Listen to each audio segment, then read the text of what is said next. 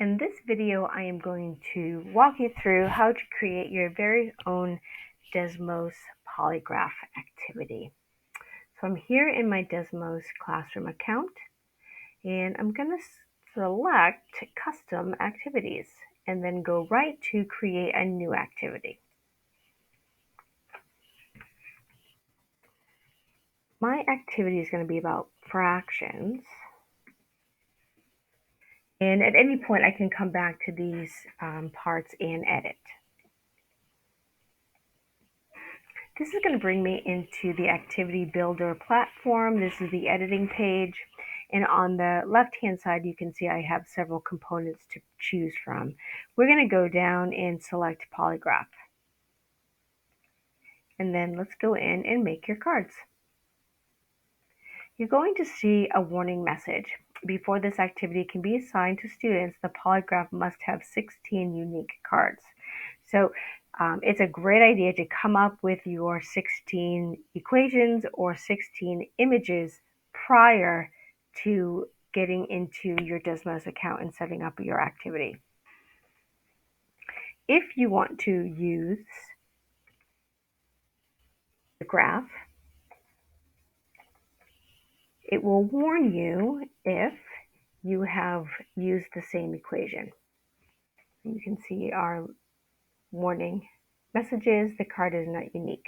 So you do have to come up with different equations. The other way that you can do this is with an image. And that's what I want to talk about right now. So I am going to upload some images. And you can see that it doesn't go well with the grid. We have to customize some things a little bit. So I can click on the image and I can stretch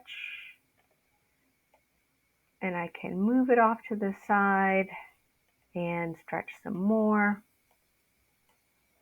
Okay, here we go. So I want my center to be 0, 0.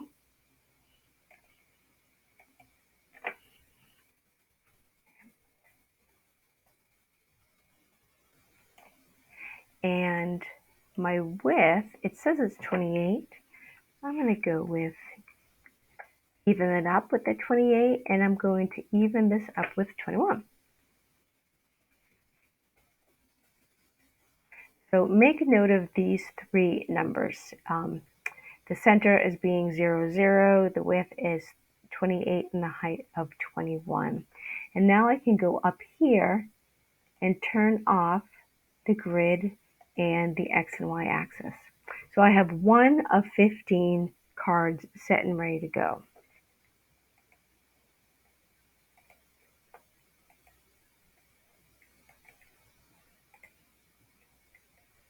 Since in the first card I already figured out my center point that I want to use and the width and the height, I can just apply them. So I know I want to have a width or a height of 28 and a height of 21. My center is good, and then I can just go and turn off the grid in the X and Y axis. And I can do this for the rest of the cards, which I'm going to do right now. We are at the last card, 28, 21, keeping the center, and then toggling off the rest. Nice. And so I have all of my cards. I don't have any duplicates. And now I'm going to press done. And the warning is no longer there because I do have all of my cards in. The questions are automatically determined for you, but you could ask a blank question in between. These are the questions that as students finish a game and they're waiting for another partner, they have to go ahead and answer one of those questions. I just pressed publish, and now here's my board. I can start playing once it's assigned to students, I can assign it to students and then my students can